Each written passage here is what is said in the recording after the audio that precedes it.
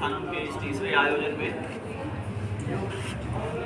जो मथुरा में हमारी योजना के अनुसार प्रस्तावित है और यहाँ इस आयोजन की धुरी जिन्होंने धारण की हुई है, इसके संयोजक श्रीमान देवदत्त शर्मा जी, जो प्रशासनिक अधिकारी रहे, ढेर सारे बड़े दायित्वों का इन्होंने अपने समय में संभाल किया। ये एक सेवा थी जो इनको प्रशासन से मिली थी और उससे निवृत्त हो गए, और एक सेवा इनके माता पिता के संस्कारों से और इनके प्रारब्ध से इनको मिली है अच्छे मनुष्य होने की, जिसको ये जीवन पर्यंत पूरा करेंगे, निवृत्त उससे नहीं होंगे। जो सन्मनुष्यता की सेवा है उसको ये आज भी निभा रहे हैं। अभी दयाल शास्त्री जी ने एक बढ़िया बात कही कि इनको क्यों चुना, तो इसलिए नहीं इनसे आग्रह किया गया कि ये प्रशासनिक अधिकारी थे, इसलिए किया गया कि ये इसे कर सकते हैं। अवस्था सेवानिवृत्ति की होने पर भी इनकी जो ऊर्जा है, इनके काम करने की जो शक्ति है, उसको देखकर कई बार मैं ग्लानि करता हूँ, बड़ा मुश्किल है इनके बराबर से। पूरी दिनचर्या में हमारे काम का जो समय है, सुबह से उठने से लेकर के रात के सो जाने तक का, उसमें कोई 1 मिनट नहीं होता है जिसमें कोई शर्मा जी ये कहते हैं कि थोड़ी देर रुक लेते हैं, थोड़ा आराम करते हैं। कोई अंतराल नहीं चाहिए, कोई इंटरवल नहीं चाहिए, कोई बीच में इनको रुकने विश्राम करने का समय नहीं चाहिए। निरंतर कार्य करते हैं और एक साथ कई सारी चीज़ों को संभालते रहते हैं। सारे फोन से एक साथ चलते हैं, लोग चलते, व्यवस्थाएं चलती रहती हैं। हम तो थोड़े दिनों इसका अनुभव कर रहे हैं। हमारे सामने यहाँ श्रीमती उज्ज्वला जी बैठी हुई हैं, आपकी धर्मपत्नी हैं। वो इस बात का अनुभव करती हैं कि एक साथ कितनी सारी चीज़ें लिए रहते हैं और सबको ठीक तरीके से डिस्पोज ऑफ करते जाते हैं, उसको पूरा भी करते जाते हैं। तो इनकी बड़ी सराहना, हमारे प्रति बहुत प्रेम रखते हैं और उस प्रेम के कारण, अपनी अच्छी रुचि के कारण यहाँ विराजमान श्री नारायण पांडे जी, यहाँ हमारे साथ विराजमान कुशल वक्ता अभी जिनकी वाणी आपने सुनी, और आप लोग विद्यार्थी हैं तो आप भाषा से इस बात का अनुभव कर सकते हैं कि बिल्कुल परिष्कृत और चुने हुए शब्दों के द्वारा जिन्होंने अपना संदेश आपको दिया, श्री अवधेश पांडे बादल जी, और हमारे विशेष आदरणीय प्रिय पंडित दयाल शास्त्री जी। हमने दिन में भी ये बात कही थी आपको कि आप लोग चेहरे बनाते हैं, चेहरे पढ़ते हैं। एक विशेषज्ञ एक विद्या परमात्मा की दी हुई इनके पास है, और हमारे साथ विशेष स्नेह प्रेम रखने वाले यहाँ विराजमान पंडित कुमार गौरव शुक्ल, जो आगम और आराधन विधि के बड़े विद्वान पंडित हैं। अयोध्या धाम से इस आयोजन में पधारे हमारे सामने विराजमान महंत किशोरी शरण जी महाराज, महंत श्री किशोर शरण जी महाराज, महंत कुमार दास जी महाराज, और जो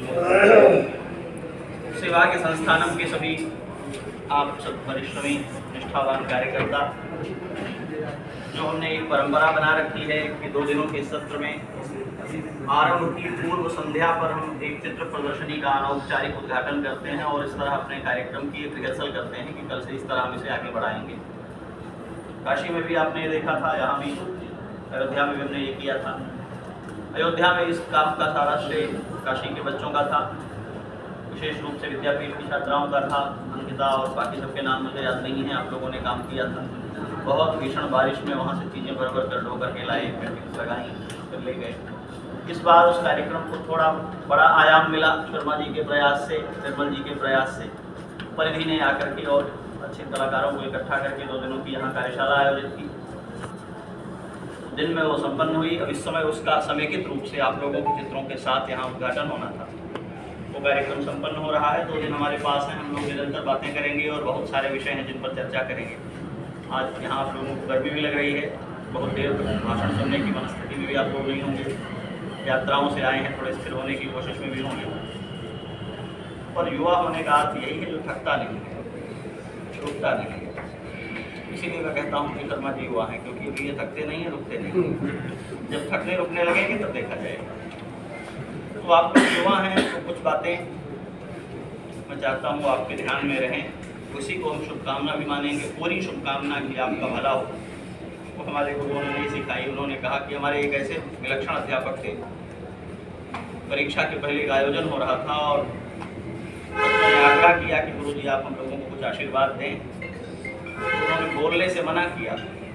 छात्रों की ओर से आग्रह हुआ कि परीक्षा सन्निकट है तो आप हम लोगों को उसके लिए, सफलता के आशीर्वाद के लिए कुछ 2 शब्द बोल दें।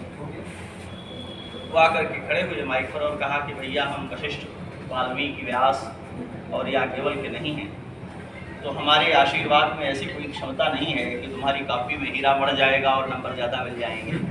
तो हमारी तो शुभकामना ये है कि आज ये कार्यक्रम पूरा हो, उसके बाद लोग अपने अपने घर जाओ और मेहनत करके दम लगा करके पढ़ो और ऐसा लिख करके आओ कि टॉप। बिना लिखे कॉपी में नंबर नहीं आएगा हमारे आशीर्वाद से। तो हम परमहंस भोरा बाबा और सामाचरण आईडी जी नहीं है, इसलिए केवल आशीर्वाद के भरोसे मत रहना, हमारी शुभकामना है। पढ़ने में आपका मन लगे और आप लोग जाकर पढ़िए। तो मैं ऐसे अध्यापकों का विद्यार्थी रहा हूँ, तो मैं उसी बात के लिए सदा प्रेरित करता हूँ। और युवा धर्म संसद में आने वाले लोग मेरे इस स्वभाव से परिचित हैं थोड़े बहुत। एक बात मैं कह करके इसको पूरा कर दूंगा। चित्र आप लोग देखते हैं, हमने दिन में थोड़ी चर्चा की थी। विद्यार्थी जीवन में प्राथमिक कक्षाओं में शायद तीसरी चौथी पाँचवीं में पढ़ते हुए मैं चित्र बनाता था, और कक्षा के जो चित्र बनाने के स्तर है उनमें बहुत अच्छा होता। और उसके बाद मैंने कोई चित्रकारी नहीं की है, तो मैं चित्रकारी नहीं कर सकता, पर आपकी चित्रकारी पर मैं सुबह तक बोल सकता हूँ और उतनी बातें आपको बता सकता हूँ जो आप चित्रकारों को भी चौंकाएंगे कि अच्छा ऐसा भी होता है, या ये भी आयाम है इसमें देखने समझने विचार के स्तर पर। एक बात जो ध्यान देने की है, जो विद्याएं हैं, जो कलाएं हैं हमारे सामने, हम केवल कलर लेकर के और एक कैनवास रख करके कुछ पेंट कर देते हैं, ये इतना भरी नहीं है। कलाएं मुख्य रूप से क्या करती हैं हमारे लिए, आप में से कोई बताएगा? भावनाओं को व्यक्त करती है, आंतरिक भावनाओं को व्यक्त करती है। और अच्छी तरह से कुछ बात बतानी होगी जिससे इसकी वैल्यू पता चले। ये तो पर्सनल मामला हो गया जो आपने। अगर हम ठीक है, सब उत्तर सारे सही हैं, इस उत्तर को अगर सोसाइटी के लिए बोलना हो, बड़ा करके बोलना हो, तो समाज को एक संदेश देती है। ठीक है।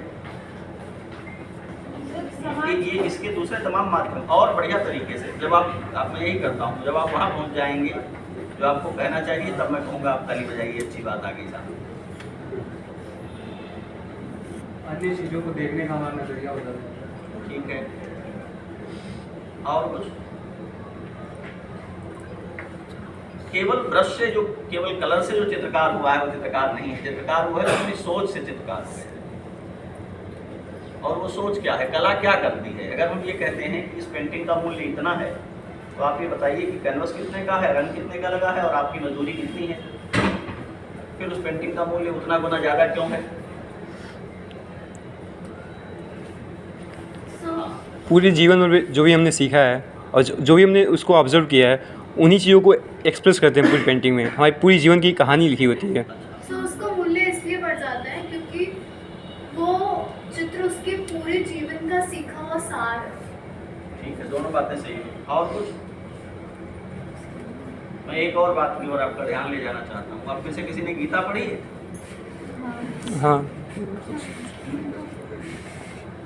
ये आश्चर्य की बात है, आप वृंदावन में खड़े हैं, किसी ने नहीं पढ़ी?